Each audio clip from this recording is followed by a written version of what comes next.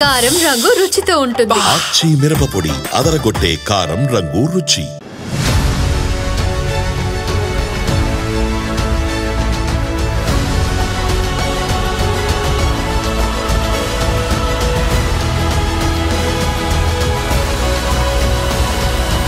Political junction వర్తమాన రాజకీయాలపై సమగ్ర విశ్లేషణ అందిస్తుంది. నమస్తే, వెల్కమ్ టు ఆదాన్. నమస్తే రాజేష్ గారు, ఈరోజు మన డిస్కషన్లో ముఖ్యమైనటువంటి 3 అంశాలు. నెంబర్ 1, పివి సునీల్ కుమార్ సస్పెన్షన్కి సంబంధించి ఇప్పుడు రకరకాల అంశాలు తెర మీదకి వస్తున్నాయి. ఎందుకు సస్పెండ్ చేశారనేది క్లియర్ కనిపిస్తోంది.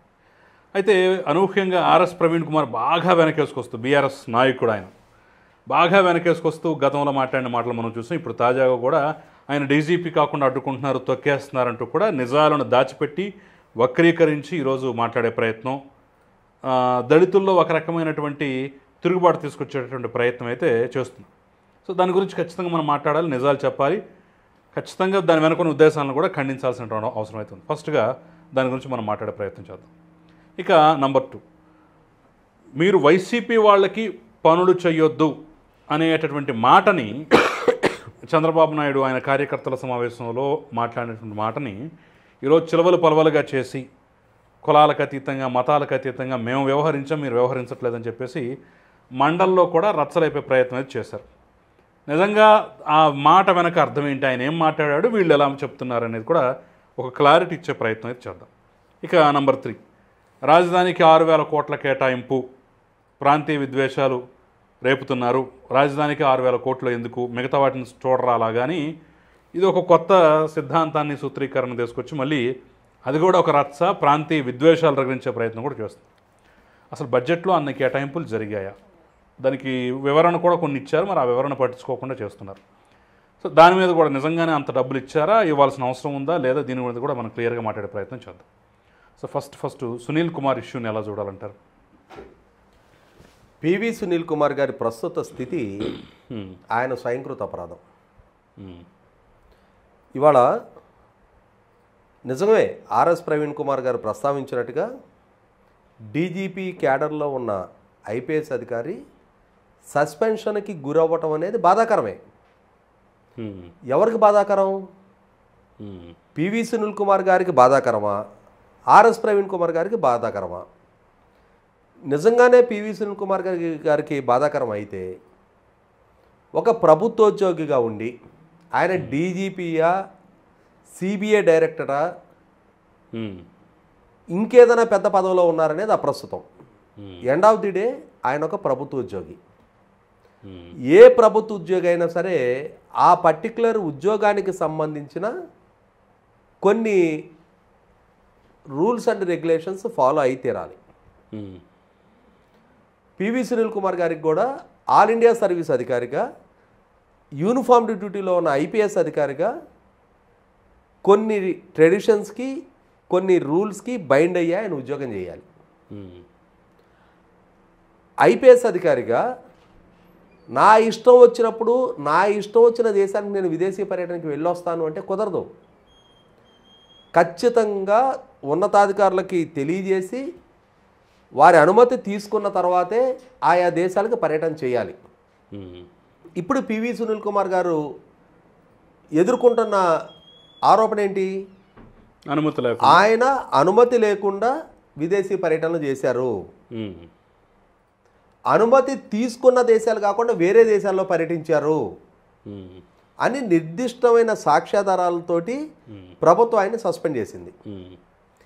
ఏ నెంబర్ ఫ్లైట్లో ఏ రోజు ప్రయాణం చేశారు, ఏ నెంబర్ ఫ్లైట్లో ఏ రోజు మళ్ళీ తిరుగు ప్రయాణం చేశారనే స్పష్టమైన డాక్యుమెంటల్ ఎవిడెన్స్ తోటి ఆయన సస్పెండ్ చేశారు. ఎందుకు చేశారు ప్రయాణం, ఎందుకు విదేశీ పర్యటన చేశారు? మీరు ఒక ఆల్ ఇండియా సర్వీస్ అధికారిగా ఉండి ప్రభుత్వానికి తెలియజేయకుండా మీ వ్యక్తిగత పర్యటన అయితే ఏంటి? ఎందుకు వెళ్ళారు మీరు? ఏంటి ఆ వ్యక్తిగతం? కుటుంబ సంబంధమైన పర్యటన? దానికి కూడా వివరణ ఇవ్వండి. దానికైనా కూడా మా పిల్లలు చదువుకుంటున్నారు, వారితో గ్రాడ్యుయేషన్ ఉంది, లేదు మా కుటుంబ సభ్యులు బంధువులు అక్కడ ఉన్నారు, వారి ఇంట్లో వివాహం ఉంది, అదే విషయాన్ని ఉన్నతాధికారులకు తెలియజేసి వెళ్ళాలి కదా. ఎవరికి ఏ సందేశం ఇవ్వకుండా అనుమతులు తీసుకోకుండా ఆయన విదేశీ పర్యటన చేసిన నేపథ్యంలో ఈరోజు సర్వీస్ నిబంధనలను ఉల్లంఘించినందుకు గాను ఆయన సస్పెన్షన్కి గురయ్యారు. అంటే దీంతో సస్పెండ్ చేయొచ్చా? అంటే రూల్స్ ఒప్పుకుంటాయా? ఒప్పుకోకపోతే ఇవాళ సస్పెండ్ చేసింది చీఫ్ సెక్రటరీ. అంటే రూల్స్ పర్మిట్ చేయలేదు అనుకుంటే అసలు అనుమతి తీసుకొని పర్యటన చేయాలని నిబంధన ఎందుకు పెడతారు? ఎందుకు ఈ ప్రశ్న అడుగుతున్నానంటే ఆర్ఎస్ ప్రవీణ్ కుమార్ లాంటి వాళ్ళు మిగతా వాళ్ళు కూడా అసలు ఇది పసలేని వాదన, కోడిగుడ్డు మీద ఏకలు బెకటమే, దీని ద్వారా మీరు సాధించేది లేదు, దీని ద్వారా ఆయన ఏం చేయలేరు అని చెప్పేసి కొత్త కొత్త అంశాలు తెర మీద తీసుకొస్తున్నారు. ఇవాళ ఇంకొక అంశం కూడా ఏంటి అంటే ఆర్ఎస్ ప్రవీణ్ కుమార్ గారు పదే పదే కులం ప్రస్తావన తీసుకొస్తున్నారు. అవును. అంటే ఆయన వర్షన్ ప్రకారమే దళితుడు అయితే ఆల్ ఇండియా సర్వీస్ అధికారిగా ఆయన ఆ రూల్స్ ఫాలో కావద్దని చెప్పనే ఎడిషనల్ ఎగ్జామ్షన్ ఉంది ఆయనకి. అదే సందర్భంలో ఆయన ఏమంటాడంటే డీజీపీ కాబోతున్న అధికారిని డీజీపీ కాకుండా, అంటే ఒక దళితుడు డీజీపీ కావటం ఏంటి అని చెప్పని చంద్రబాబు నాయుడు గారి ప్రభుత్వం ఆయన్ని అడ్డుకునే ప్రాసెస్లో భాగంగా ఆయన్ని సస్పెండ్ చేశారంటున్నాడు. ఇక్కడ ఒక అంశం గుర్తు చేసుకుందాం. బహుశా ఆర్ఎస్ ప్రవీణ్ కుమార్ గారికి చరిత్ర తెలీదా, లేదు చరిత్రను కన్వీనియంట్గా కప్పిపెట్టే ప్రయత్నం చేస్తున్నాడో తెలియదు, కానీ తెలుగుదేశం పార్టీకి చాలా ఘనమైన చరిత్ర ఉంది. ఆంధ్రప్రదేశ్ రాష్ట్ర చరిత్రలో కులాలకు అతీతంగా వ్యక్తుల ప్రతిభని ప్రాతిపదికగా తీసుకొని ఆ రోజు సీనియర్ నాయకుడిగా ఉన్న మహేంద్రనాథ్ గారిని మొట్టమొదట దళితుడిని ఆర్థిక శాఖ మంత్రిగా నియామకం చేసింది ఎన్టీ రామారావు గారు. అప్పటి వరకు ఏ ప్రభుత్వ హయాంలో ఏ దళితుడికి ఆర్థిక శాఖ మంత్రికి అవకాశం రాలా, అవకాశం కల్పించింది ఎన్టీ రామారావు గారు. ఆ తర్వాత దేశంలోనే మొట్టమొదట దళిత లోక్సభ స్పీకర్ని జిఎంసి బాలయ్య గారిని పార్లమెంటులో స్పీకర్ స్థానంలో కూర్చోబెట్టింది చంద్రబాబు నాయుడు గారు. దేశంలోనే మొట్టమొదటి దళిత మహిళా స్పీకర్ ప్రతిభా భారతి గారికి అవకాశం కల్పించింది చంద్రబాబు నాయుడు గారి ప్రభుత్వం.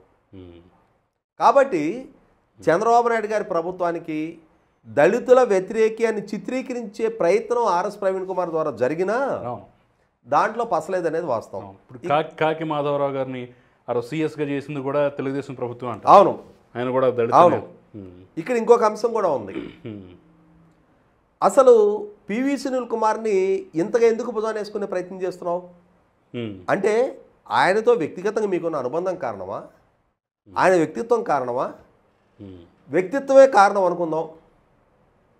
మరి ఆయనలో మీకు అంతగా నచ్చిన అంశాలు ఏంటి? ఆయన సతీమణిని వేధింపులకు గురి చేసి గృహహింస కేసు ఎదుర్కొంటా ఉన్నాడు ఆయన. అవును. ఆయనకి పిల్లనిచ్చిన మామగారిని మీద కూడా దాష్టీకం ప్రదర్శించి వాళ్లను కూడా బెదిరించి దౌర్జన్యానికి పాల్పడ్డ ఆరోపణలు ఎదుర్కొంటా ఉన్నాడు.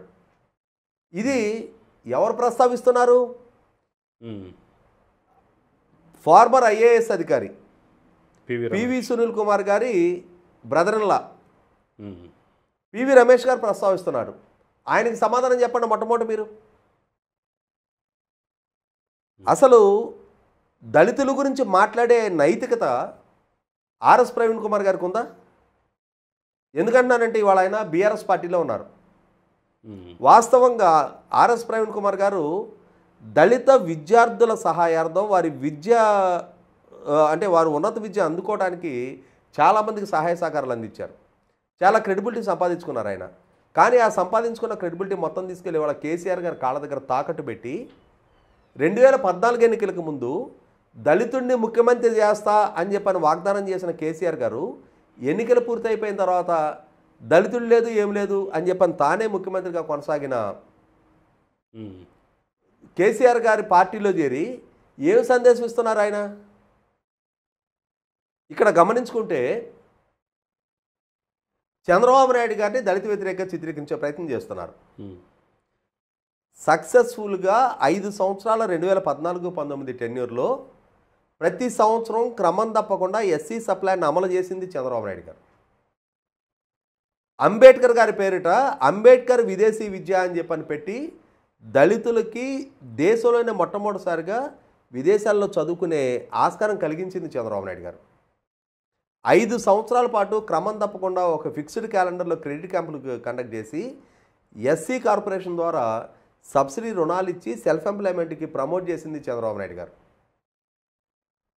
ఆయన పాలనా హయాంలో అమలు జరిగిన బెస్ట్ అవైలబుల్ స్కూల్స్ అయినా, ఎన్టీఆర్ విద్యోన్నతి పేరిట ఆ రోజు గ్రాడ్యుయేట్ అయిన విద్యార్థులు సివిల్ సర్వీస్ లాంటి వాటికి కోచింగ్ తీసుకోవడానికి ఒక్కొక్కరికి 2 లక్షల రూపాయలు సహాయం చేసి కోచింగ్ సెంటర్లో మంచి బెస్ట్ కోచింగ్ ఇప్పించింది.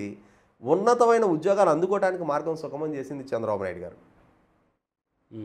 ఇవాళ చంద్రబాబు నాయుడు గారికి వంకబెట్టి ఈ పివి సునీల్ కుమార్ గారు తన ఉద్యోగ పరిధి దాటి సేవ చేసిన జగన్మోహన్ రెడ్డి గారి పాలనా హయాంలో జరిగిన తప్పుల గురించి ఎప్పుడూ ఎక్కడా ఒక్కసారి కూడా ఈ ఆర్ఎస్ ప్రవీణ్ కుమార్ గారు ప్రస్తావించక చూడలేం మనం.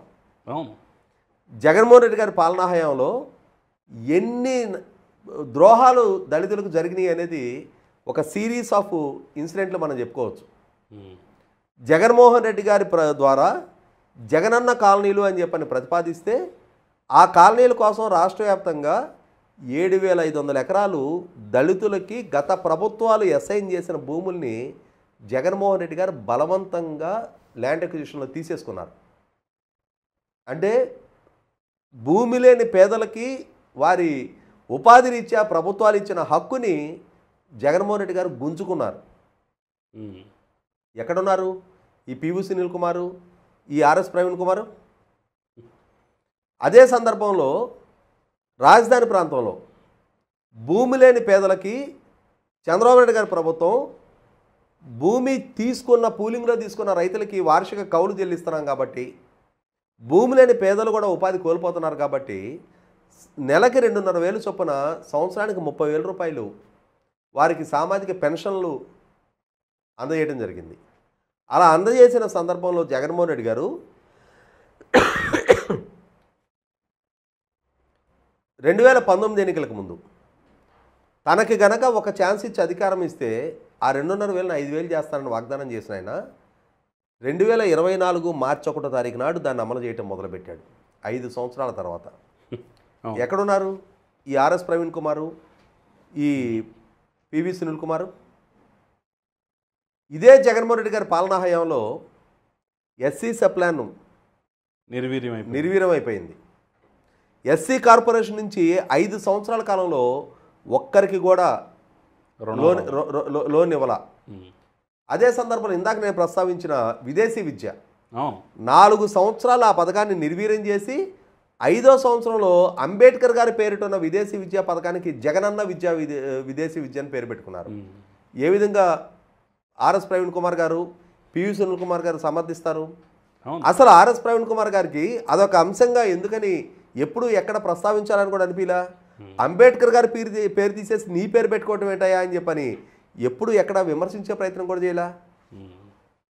ఇలా చెప్పుకుంటూ పోతే దళితుల మీద జరిగిన దాష్టికాలు, దౌర్జన్యాలు, దాడులు, ఒక రకంగా ఒక ఇంటలెక్చువల్స్ అయిన డాక్టర్ సుధాకర్ గారు, డాక్టర్ అనితారాణి గారు వంటి వారిని ఎంతగా డాక్టర్ అర్చన దారుణ హత్యకు గురయ్యారు. డాక్టర్ సుధాకరు పిచ్చివాడని ముద్రేసి పెడరక్కలు విడిచికట్టి నటి రోజులో అవమానం చేసి చివరికి ఆయన హార్ట్ అటాక్తో చనిపోయే స్థితి కల్పించారు. వరప్రసాద్కి శిరోముండనం చేస్తే ఆ శిరోముండనం చేయబడ్డ వరప్రసాద్ అంశాన్ని పరిగణలోకి తీసుకొని విచారించి త్వరగా న్యాయం చేయండి అని సాక్షాత్తు రాష్ట్రపతి రామ్నాథ్ కోవింద్ గారు ఆదేశిస్తే దాన్ని కూడా పరిగణలోకి తీసుకోలే. జగన్మోహన్ రెడ్డి గారు ఎంటబెట్టుకొని తిరిగిన పిల్లి అనంతబాబు ఎమ్మెల్సీ తన డ్రైవర్ అయిన సుబ్రహ్మణ్యాన్ని చంపి బాడీని డోర్ డెలివరీ చేసి పోలీసులకి నేనే చంపానని చెప్తే అదే అనంతబాబుని జగన్మోహన్ రెడ్డి గారు పక్కన పెట్టుకొని తిరుగుతున్నప్పుడు ఈ పివి సునీల్ కుమార్ గారికి కానీ ఆర్ఎస్ ప్రవీణ్ కుమార్ గారికి కానీ అది ఆక్షేపణీయం అనిపించలే. అదే సందర్భంలో ఈ పివి సునీల్ కుమార్ గారి ద్వారా ఆయన సిఐడి అడిషనల్ డీజీగా కొనసాగుతున్న సందర్భంలో ఆయన పరిధి దాటి రాష్ట్రంలో ప్రజలకున్న భావ ప్రకటన స్వేచ్ఛను హరించి వేస్తూ జగన్మోహన్ రెడ్డి గారి ప్రభుత్వాన్ని విమర్శించడమే, అంటే వారిని విమర్శిస్తేనే ఒక పాపం అన్నట్టుగా వెంటాడి వేధించి ప్రజల మీద కేసులు పెట్టి వారిని అరెస్టు చేసి కస్టోడియల్ టార్చర్కి గురి చేసి ఈ చేసే ప్రాసెస్లో జగన్మోహన్ రెడ్డి గారి ప్రభుత్వాన్ని విమర్శించిన సీనియర్ సిటిజన్స్ని అరెస్టులు చేశారు.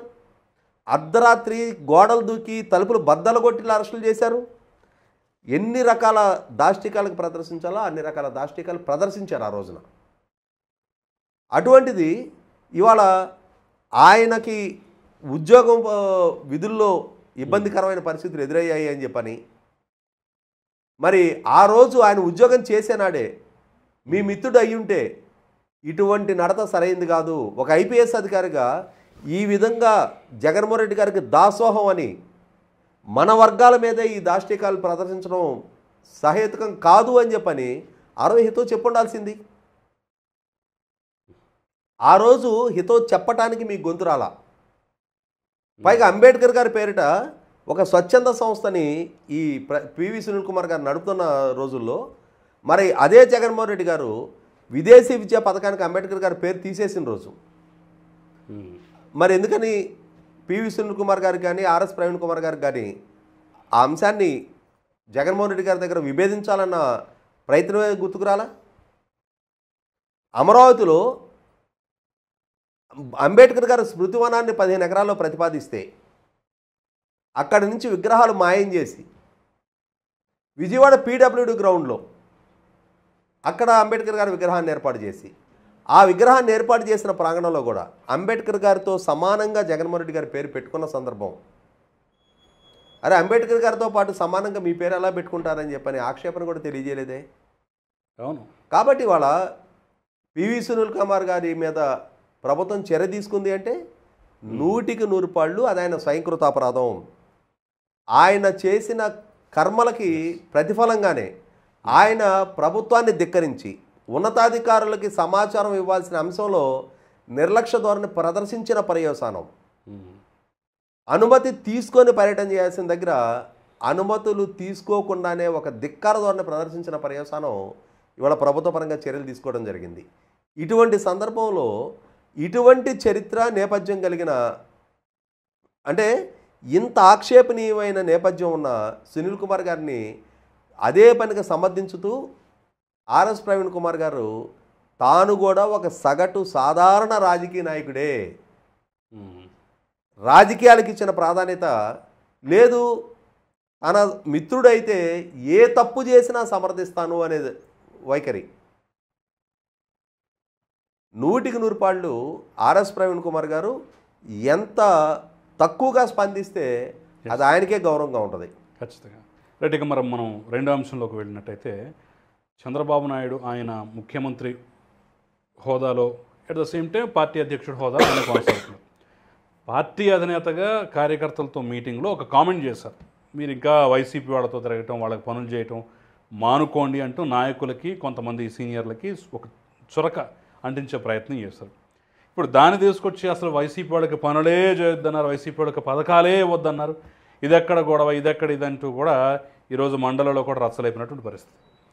పథకాలు వద్దన్నారా లేదు పనులు చేయొద్దన్నారా? అసలు దాని వెనుకున్నటువంటి ఉద్దేశం ఏంటి, ఆంతర్యం ఏంటి, వీళ్ళు రేపుతున్నటువంటి రచ్చ ఎలా చూడాలి? వాస్తవంగా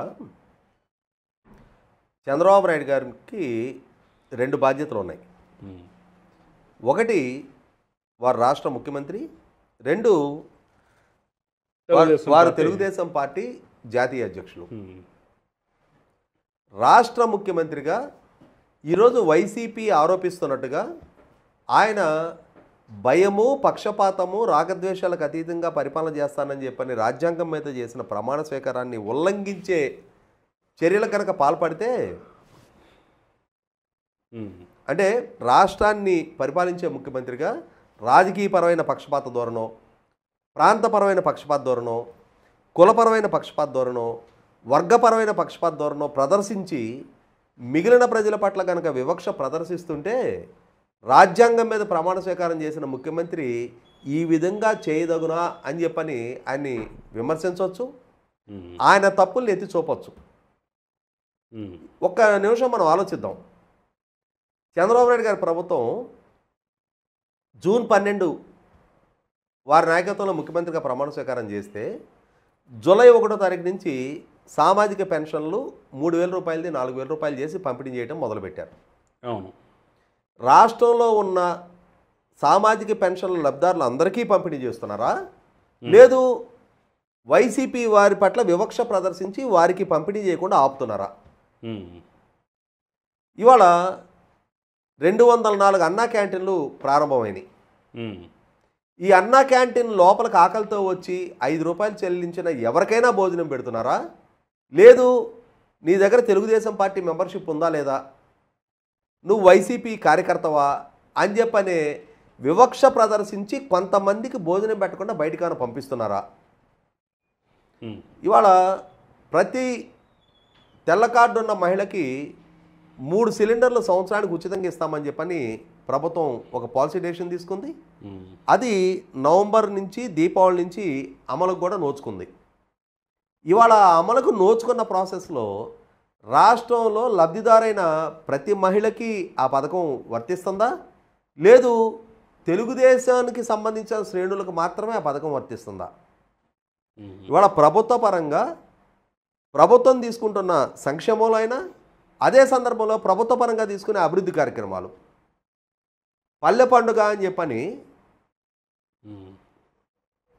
Panchayati Raj and rural development ministry తరఫున 4,500 కోట్ల రూపాయలతోటి 30,000 పనుల్ని గ్రామీణ ప్రాంతాల్లో గోకులాలు, రోడ్ల మరమ్మతులు, ఉపాధి హామీతోటి లింకప్ చేసి 4,500 కోట్ల రూపాయలతోటి 30,000 పనులు ఏకకాలంలో చేశారు. అలా చేసిన సందర్భంలో ఇది తెలుగుదేశం గ్రామం, ఇది జనసేన గ్రామం, ఇది వైసీపీ గ్రామం అని చెప్పనే వివక్ష ధోరణి ఎక్కడైనా ప్రదర్శించారా? ఇవాళ 850 కోట్ల రూపాయల నిధులతోటి రాష్ట్ర వ్యాప్తంగా రహదారులకు మరమ్మతులు చేశారు, ప్యాచ్ వర్కులు చేసి ఆ గోతుల్ని పూడ్చి ప్రస్తుతం కొంత వరకు తాత్కాలికంగా అయినా సరే అంటే ప్రయాణ యోగ్యం కల్పించారు. ఆ కల్పించిన ప్రాసెస్లో ఆ రహదారుల గుండా ఒక్క తెలుగుదేశం వాళ్ళే ప్రయాణిస్తున్నారా? కాబట్టి ఇక్కడ రేపు అన్నదాత సుఖీభవ డిపాజిట్ చేసినా, లేదు గత 2014-19 మధ్య చంద్రబాబు నాయుడు గారి ప్రభుత్వ హయాంలో రాయలసీమ ప్రాంతంలో 90% సబ్సిడీతో డ్రిప్ పరికరాలు ఇచ్చారు, 17 లక్షల ఎకరాలకు ఇచ్చారు. ఆ పరికరాలు ఇచ్చిన సందర్భంలో కేవలం తెలుగుదేశం వారాన్ని ఐడెంటిఫై చేసి ఇచ్చారా? ఆ టెన్యూర్లో కూడా 200 రూపాయలు ఉన్న పెన్షన్ 2,000 రూపాయలు చేశారు. ఆ చేసిన ప్రాసెస్లో తెలుగుదేశం వారికి అని చెప్పని కేటాయింపు చేసి ఇచ్చారా? ఇంకా మాట్లాడుకుంటే జగన్మోహన్ రెడ్డి గారి పాలనా హయాంలో భయము, పక్షపాతము, రాగద్వేషాలకు అతీతంగా పరిపాలన చేస్తానని రాజ్యాంగం మీద ప్రమాణ స్వీకారం చేసిన జగన్మోహన్ రెడ్డి గారు ఆయన పాలనా బాధ్యతలు చేపట్టిన తర్వాత చంద్రబాబు నాయుడు గారి సామాజిక వర్గం అనే ఒకే ఒక కారణంతో రాష్ట్ర వ్యాప్తంగా ఎంతమంది పోలీసు అధికారులకి పోస్టింగ్లు ఇవ్వకుండా 5 సంవత్సరాల పాటు వేధింపులకు గురి చేశారు? ఎంతమంది ఆర్థిక మూలాలు దెబ్బకొట్టారు? సాక్షాత్తు కొన్ని మీడియా సంస్థల్ని ఎందుకని ₹1 యాడ్ రెవెన్యూ కట్టబెట్టలేదు? అదే కదా, పక్షపాత ధోరణి ప్రదర్శించింది జగన్మోహన్ రెడ్డి గారు. ఇక గంగాధర్ నెల్లూరులో నిన్న చంద్రబాబు నాయుడు గారు చేసిన ప్రసంగం, పార్టీ అధినేతగా వాళ్ళ పార్టీ కార్యకర్తలతో జరిగిన రాజకీయపు సమావేశంలో ఆయన రాజకీయ ప్రసంగం చేశారు.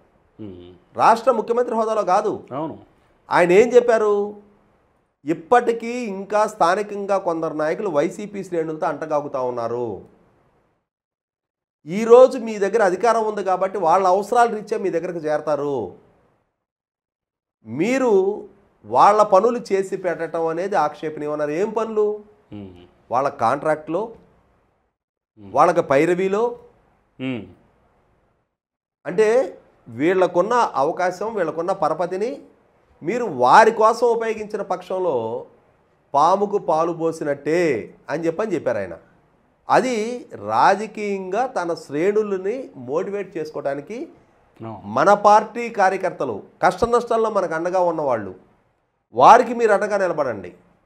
మీకున్న పరపతి అయినా మీ రిసోర్సెస్ అయినా వారి కోసం వినియోగించండి.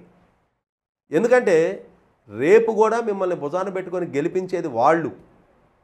ఇవాళ అవసరాల రీత్యా చేరి ఆ అవసరాలు గడుపుకునే వైసీపీ వారు రేపు మళ్ళీ తిరిగి వాళ్ళ నాయకుల దగ్గరకే చేరిపోతారు.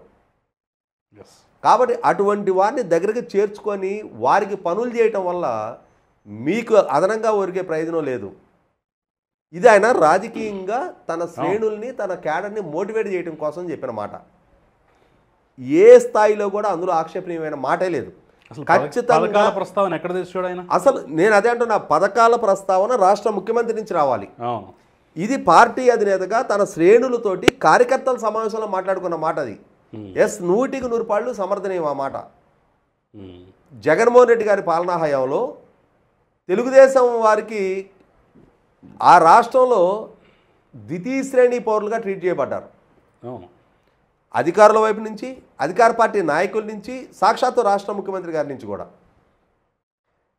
తెలుగుదేశం నాయకుల్ని తమ పార్టీలో చేరితే తప్పితే ఆ కండిషన్స్ పెట్టబట్టే ఆ రోజున కర్ణం బలరామైన, అలాగే మద్దాళి గిరి అయినా, వాసుపల్లి గణేష్ అయినా, వల్లభనేని వంశీ వంటి వారు జగన్మోహన్ రెడ్డి గారి పంచం చేరాల్సి వచ్చింది. అలాగే ఆ రోజు చంద్రబాబు నాయుడు గారి పార్టీకి సంబంధించిన వారు అని చెప్పని గొట్టిపాటి రవి గారు, సిద్ధారామరావు గారి వారిని వాళ్ళ ఆర్థిక మూలాలు దెబ్బతీశారు. సాక్షాత్తు నాటి state election commissioner doctor Nimmagadda Ramesh గారిని కులం పేరిట సంబోధించారు.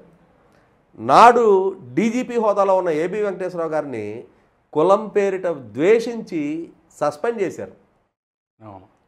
కాబట్టి వైసీపీ పార్టీకో లేదు వైసీపీ అనుకూల మీడియాకో చంద్రబాబు నాయుడు గారికి దురుద్దేశాలు ఆపాదించే ప్రయత్నం చేసిన 100% తన కార్యకర్తల సమావేశంలో తన శ్రేణులను ఉద్దేశించి చంద్రబాబు నాయుడు గారు చేసిన ఈ కామెంట్లు అనేది ఖచ్చితంగా సమర్థనీయం. రైట్, ఇక ఫైనల్గా మనం బ్రీఫ్గా మాట్లాడుకుందాం. రాజధాని అంశం 6,000 కోట్ల కేటాయింపు అనేది ఇప్పుడు పెద్ద ఎత్తున చర్చనీయాంశం చేస్తోంది వైసీపీ. అంటే ప్రాంతాల మధ్య సమతూకం లేకుండా చేస్తున్నారు, వివక్ష చూపిస్తున్నారు, రాజధానికి ఎందుకు అంత డబ్బు అని చెప్పేసి కొత్త పల్లవి అందుకుంటోంది. సరే, దానికి సంబంధించిన వివరణ కూడా ఇటు పక్క నుంచి వస్తున్నా కానీ వాళ్ళ రచ్చ అయితే అలాగే కొనసాగుతుంది. దీన్ని ఎలా అర్థం చేసుకోవాలంటారు? ఇక్కడ ఆంధ్రప్రదేశ్ రాష్ట్రానికి దశాబ్దాల కాలం పాటు ఒక సమగ్ర రాజధాని లేకపోవటం వల్ల,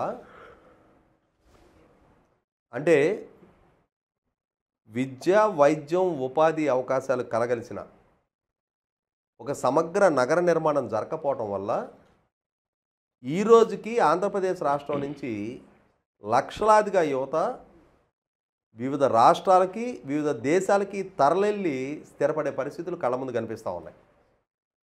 ఇటువంటి స్థితిలో 2014లో పార్లమెంటు ద్వారా ఆంధ్రప్రదేశ్ రాష్ట్ర విభజన జరిగిన సందర్భంగా ఆంధ్రప్రదేశ్ రాష్ట్రానికి ఒక రాజధాని నిర్మాణం చేసుకునే అవకాశం దక్కింది.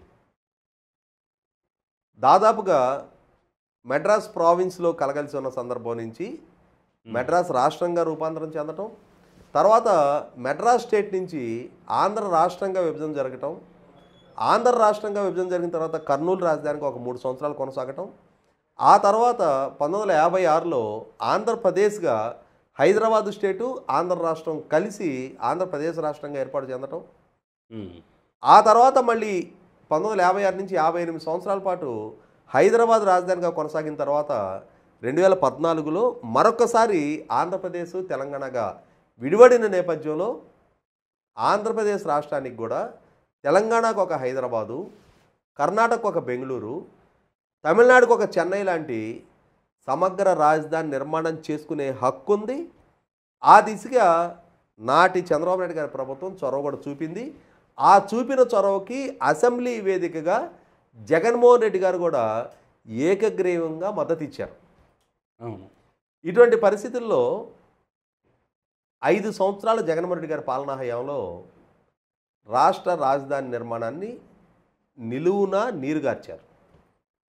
నీరు కార్చడమే కాదు, అసలు రాష్ట్రానికి రాజధాని ఎక్కడో కూడా చెప్పలేని ఒక నిస్సహాయ స్థితికి చేర్చారు. ఒక అయోమయ స్థితి సృష్టించారు. ఇటువంటి పరిస్థితుల్లో 2024 ఎన్నికలు అమరావతిలోనే రాజధాని కొనసాగుతుంది అనే నినాదంతో ఎన్డీఏ కూటమి ప్రజల దగ్గరికి వెళ్ళింది. 3 రాజధానులు మా ఎజెండా అని చెప్పని జగన్మోహన్ రెడ్డి గారు ప్రజల దగ్గరికి వెళ్ళారు. జగన్మోహన్ రెడ్డి గారి ఎజెండాని ప్రజలు తిరస్కరించారు. ఎన్డీఏ కూటమి ఎజెండాని సమర్థించారు. కాబట్టి ఇవాళ ప్రతిపక్ష హోదా కూడా జగన్మోహన్ రెడ్డి గారికి దక్కల. ఇటువంటి పరిస్థితుల్లో ఎన్డీఏ కూటమి ప్రభుత్వం అధికారంలోకి వచ్చిన తర్వాత వీరి ప్రాధాన్యతలు చాలా స్పష్టంగా తెలియజేస్తూ వచ్చారు.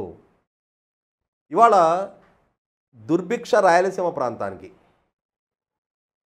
సక్రమంగా సకాలంలో ఇరిగేషన్ ప్రాజెక్టులు పూర్తి చేయడం ద్వారా రాష్ట్రంలో మిగులు జలాలు కలిగి ఉన్న గోదావరి జలాలని రాయలసీమ ప్రాంతానికి తరలించడం ద్వారా అక్కడ ప్రతి ఎకరాకి నీరు ఇవ్వాలనేది ఒక లక్ష్యంతో, అలాగే ఆ రాయలసీమ ప్రాంతంలో పారిశ్రామికీకరణ పెంచడం ద్వారా విశాఖపట్నం చెన్నై ఇండస్ట్రియల్ కారిడార్లో కొప్పర్తినోడు, అలాగే బెంగళూరు హైదరాబాద్ ఇండస్ట్రియల్ కారిడార్లో ఓర్వకల్లు ఇండస్ట్రియల్ నోడ్ని అభివృద్ధి చేయడం ద్వారా ఈ ప్రభుత్వ హయాంలో ఇప్పటి వరకు ఒప్పందాలు జరిగిన పారిశ్రామిక ఒప్పందాలన్నీ కూడా అయితే ఉత్తరాంధ్ర ప్రాంతానికి లేదు రాయలసీమ ప్రాంతానికి వెనుకబడ్డ ప్రకాశం నెల్లూరు జిల్లాల ప్రాంతాలకి ఆ కేటాయింపులు జరుగుతూ ఉన్నాయి తప్ప గుంటూరు కృష్ణా ఈస్ట్ వెస్ట్ గోదావరిలకి ఒక్క పారిశ్రామిక కేటాయింపు కూడా ఇప్పటివరకు జరగల. అంటే ఇక్కడ వెనకబడ్డ ప్రాంతాల అభివృద్ధి ధ్యేయంగా ఈ ప్రభుత్వం పనిచేస్తుంది అనేది వాస్తవం. ఇటువంటి స్థితిలో అరే మా ప్రాంతానికి పెట్టుబడులు రావట్లేదు, పెట్టుబడులన్నీ అటు రాయలసీమకో ఇటు ఉత్తరాంధ్రకో తరలిస్తున్నారు అని చెప్పని ఈ జిల్లా వాసులు ఎవరు డిమాండ్ చేయటం లేదే, అభ్యంతరం వ్యక్తం చేయటం లేదే. గోదావరి నుంచి నీళ్లు రాయలసీమకి తరలించడం ఏంటి అని ఆక్షేపణ ఎవరు తెలియజేయటం లేదే. 80,000 కోట్లతోటి గోదావరి నుంచి బనకచెర్ల పెన్నా అనుసంధాన ప్రాజెక్టు ప్రతిపాదిస్తూ ఉన్నారు. 80,000 కోట్లతోటి ఆ ప్రాంతానికి నీరు తరలించడం ఏంటని చెప్పని ఎవరు మాట్లాడటం లేదే, ఆక్షేపణ వ్యక్తం చేయడం లేదే. అందరూ ఈ రాష్ట్రవాసులే. ఈ రాష్ట్రంలో అందుబాటులో ఉన్న నీరు లేని ప్రాంతానికి తరలించి ఆ ప్రాంతాన్ని కూడా సుసంపన్నం చేయాల్సిన బాధ్యత మనది అని చెప్పని 5 కోట్ల మంది ప్రజలు భావిస్తూ ఉన్నారు. అలాగే ప్రభుత్వం కూడా ఆ దిశగా సంకల్పిస్తూ ఉంది.